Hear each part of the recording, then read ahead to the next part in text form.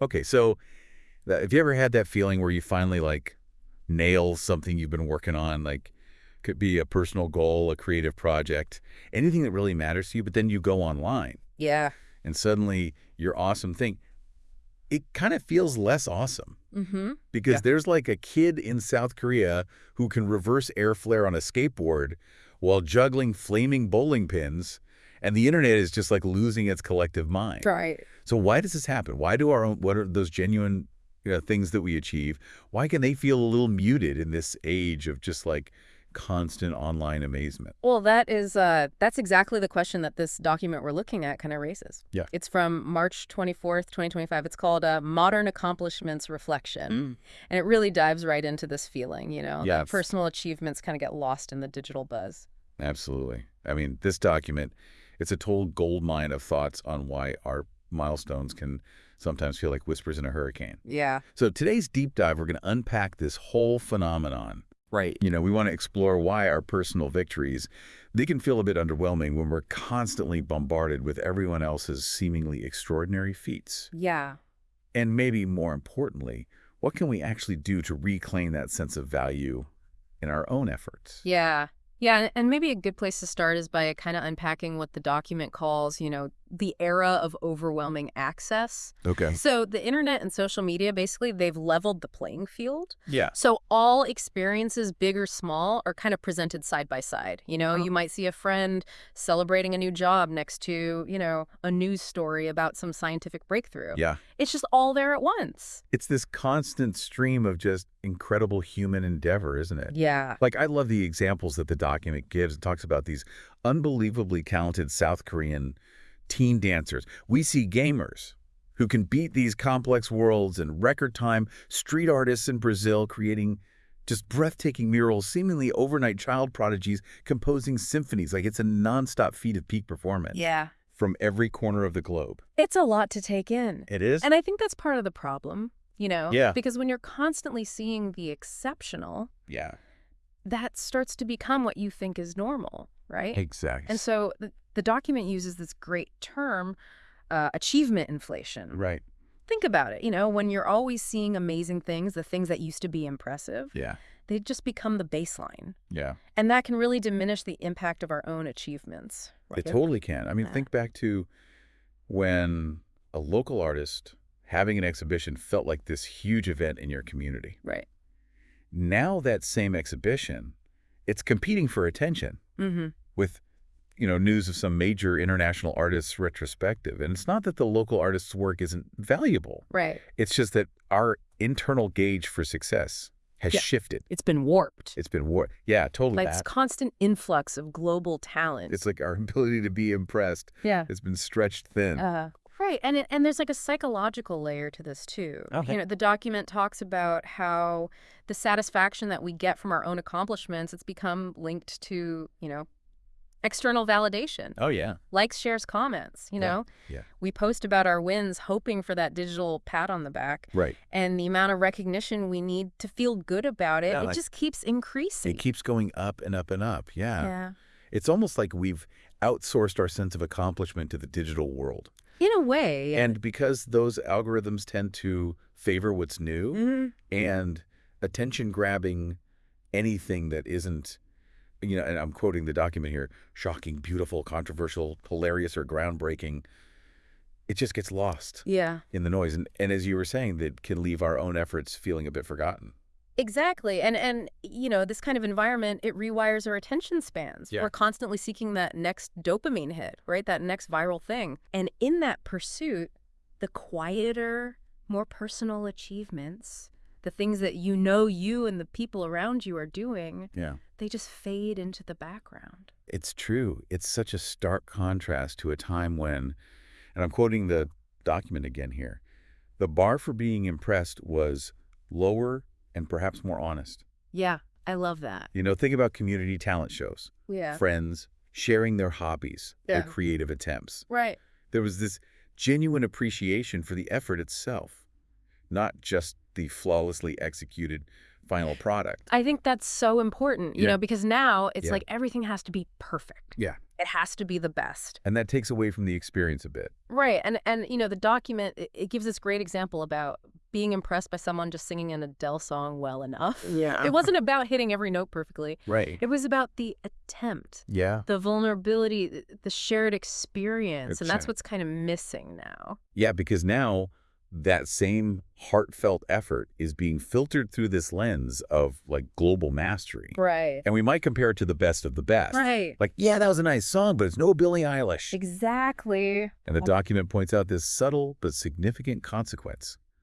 You know, we dismiss sincere effort without really realizing what we're doing. And the effect that it has long term. Right. Right. Exactly. Yeah. And it's a cumulative thing. Right. But the document does offer this really important perspective. Okay. It says that awe, it hasn't actually vanished. Okay. It's just retreated to quieter corners.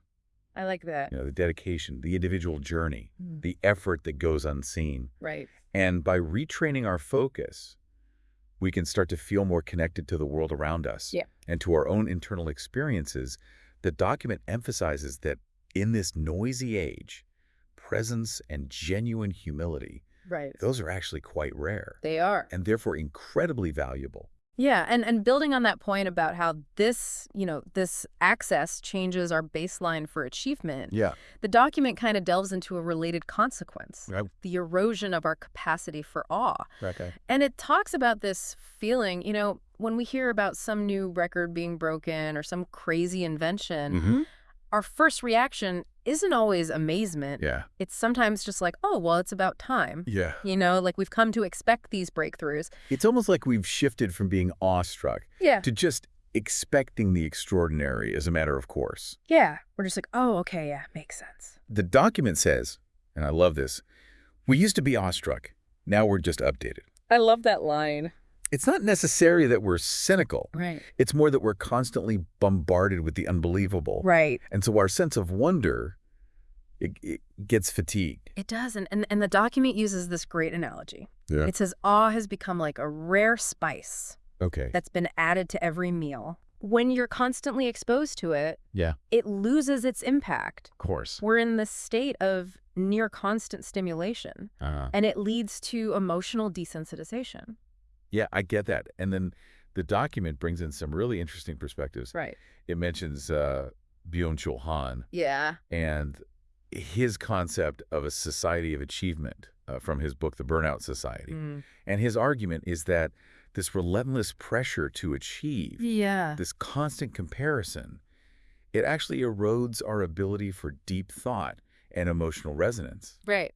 And that includes our capacity for awe. We're so busy focusing on the next thing Right. that we don't stop to appreciate what's right in front of us. And the document connects that to a broader cultural critique. yeah. It brings up Neil Postman's warnings in Amusing Ourselves to Death Right. about how this constant flood of entertainment can lead to a culture that's incapable of reflection. Yeah.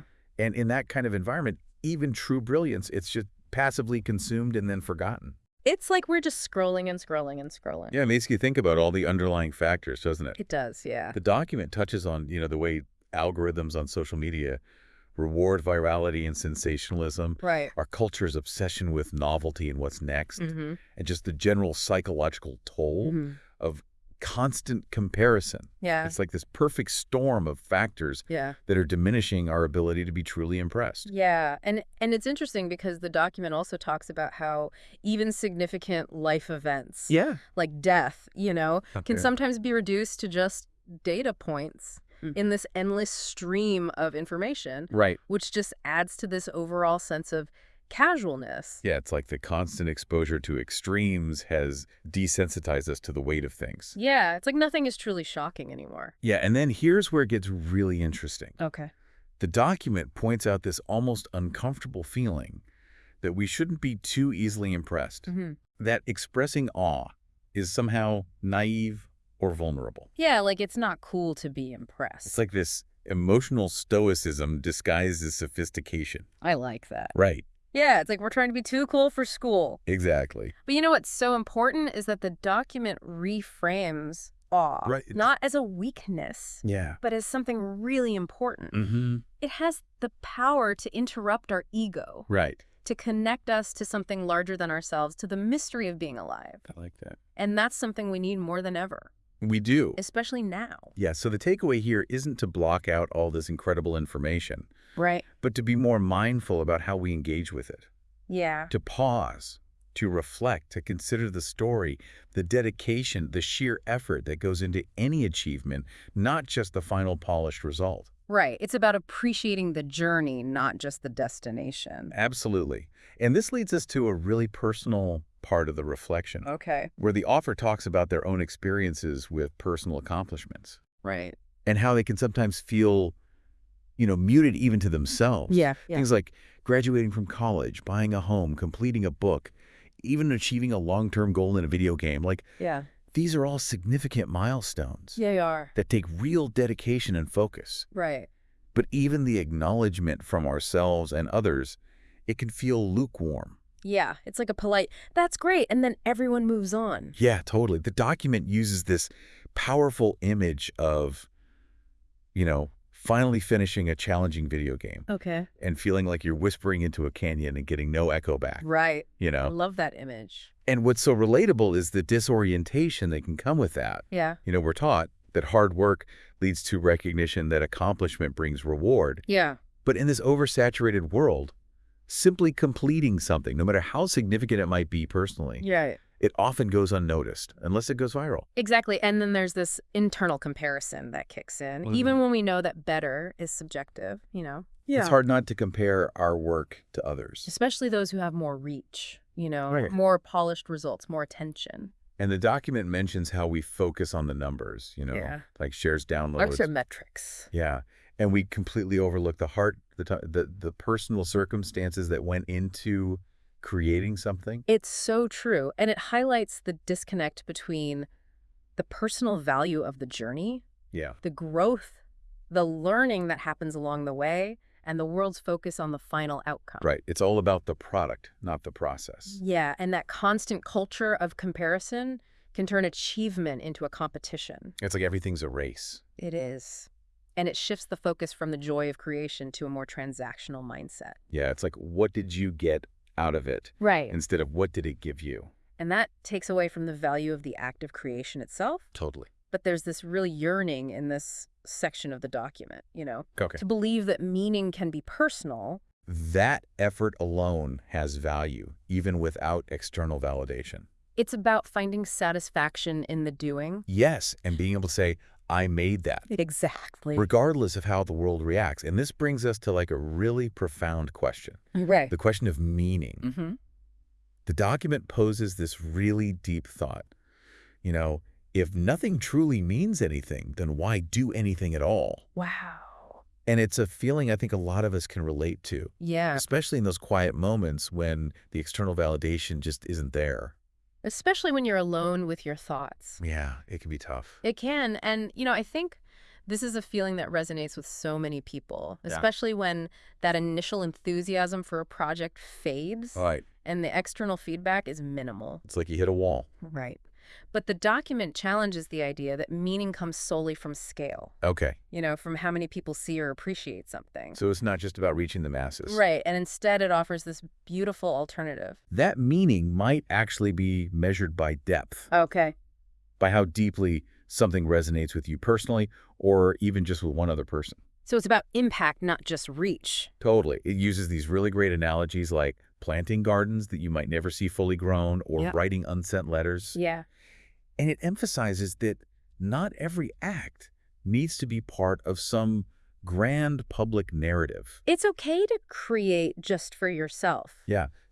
Sometimes the simple act of creating for its own sake is enough. I love that idea. And what's so insightful here is that our culture often conditions us to chase those external outcomes, Okay. that public recognition, Yeah. and it can create this exhausting loop. It can be a real trap. It prevents us from engaging in things that might be deeply meaningful on a personal level. Right, even if they don't get a lot of attention. Yeah, but the document really stresses that creation in its purest form is its own reward. Yeah. The process of building something, of working through a problem, of turning an idea into reality, Mm-hmm. that process changes you, It does. whether the final product goes viral or not. It's about the growth that happens along the way. And this connects to the concepts of intrinsic and extrinsic motivation. Right. External rewards and recognition, they can be motivating. Of course. But the document argues that intrinsic motivation, that internal drive to do something because it excites you, Yeah. because it aligns with your values, that often leads to the most fulfilling work.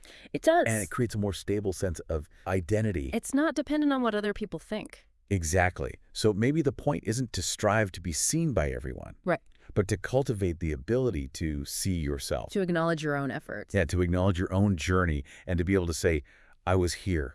I made this. I tried my best. That's powerful. It is. And in a world that feels so disposable and focused on the next fleeting trend, Yeah. the document concludes that caring deeply about something, investing your time and energy and seeing it through, Right. that's a radical and meaningful act in itself. Even if it's not universally recognized. Even if it's not, front page news. And then we get to this section on mindfulness and vulnerability. Okay. And it feels like a breath of fresh air. It does, yeah. And the document acknowledges that these ideas about feeling disconnected in the digital age, they're not new. Right. But the point isn't to say something novel. It's to say something true. True to yourself. To oneself and to others. Yeah. And it frames writing in this context not as a buzzword, Right. but as a practice of mindfulness. Yeah. It demands presence. It does. It allows us to sit with our thoughts and feelings without immediately trying to fix them. It's about giving yourself space to think. Exactly. It's about granting ourselves the space to think, to wonder, to feel the full spectrum of our emotions without judgment. And without rushing to the next thing. Right. And for the author, the act of writing becomes this space where their inner thoughts and their outward expression can align, where they can slow down and rediscover a sense of personal awe. I like that. And there's this vulnerability in sharing these honest reflections, right? Yeah. This desire for connection coupled with the fear of feeling irrelevant. Right. Like, will anyone even care? Exactly. But the document reiterates that the act of creation itself holds value. Right. Because the experience, the feelings, they're worth honoring. Regardless of the outcome. Regardless of the outcome, exactly. And it reframes these seemingly simple acts. Okay. Like taking time for reflection, engaging in intentional creation, pausing to feel our emotions. Yeah. As acts of resistance. In this fast-paced world. In this fast-paced, impact-obsessed world that we live in. It's like a quiet rebellion. It is. And what's really powerful is the suggestion that giving voice to these unspoken feelings can create connection. It can. And make the world feel a little less isolating. Even if it doesn't change the world, Exactly. it can still make a difference. And so the goal isn't to impress, Right. but to be present. To be authentic. To be authentic. And there's this hope that by doing so, it might inspire others to slow down too. Yeah, to kind of step off the treadmill for a minute. Yeah, and this all leads to this beautiful call for everyday awe and human connection. Okay. The document advocates for a shift in our cultural norms. Right. A normalization of being impressed, not just by extraordinary feats. Yeah, but by the everyday efforts of the people around us. Yes. It's about celebrating the friend who finished that short story. They were working on the neighbor who tends their garden. Right. The sibling who persevered through a challenging project. It's about recognizing the effort. It is. Yeah. Because that kind of effort, that intention and perseverance, it deserves more than a glance. More than a like on Instagram. So much more. And what's important is this emphasis on bringing back a more personal kind of appreciation. Okay. An applause that doesn't need a stage or a massive audience. It's about those quiet moments of recognition. Exactly. That genuine warmth of being seen and acknowledged for your sincerity and your effort. And for just being you. Yeah, that simple acknowledgement. I see you. That matters. Yeah. It can have a lasting impact. Way more than a bunch of likes. Way more. And the document talks about the impact of those moments when someone truly took your work seriously. Right. When they saw the effort and the meaning behind it. And how that kind of attention is so much more meaningful than fleeting digital validation. It stays with you. It does. And it paints this hopeful vision of a culture where we slow down. Yeah. Where we see each other. Where we really listen. Where we offer genuine acknowledgement. And where we shift our focus. From the trending to the tender. Right. From the impressive to the intimate. It's about those small moments. And it's about acknowledging that everyone's efforts are worthy of recognition. Yeah. Even if they don't result in something groundbreaking. Right. The neighbor's garden. A child's drawing. A colleague speaking up in a meeting. All of it matters. It all matters. And the core message is that we all want to matter to each other. Yeah. We all want to feel connected. We're social creatures. We are, and that connection, it can start in these small, sincere moments Right. where we give ourselves and others permission to be moved again, To see the ordinary as extraordinary. to listen more fully. And to offer a heartfelt, that's amazing, more freely. Yes, because meaning and connection, they begin in those quiet exchanges Right. where we remind each other, you matter, I see you, I'm impressed. Beautiful. Thank you for joining us for this deep dive into the nature of accomplishment and awe. It's been a pleasure. And as you go about your day, listener, I want you to consider this.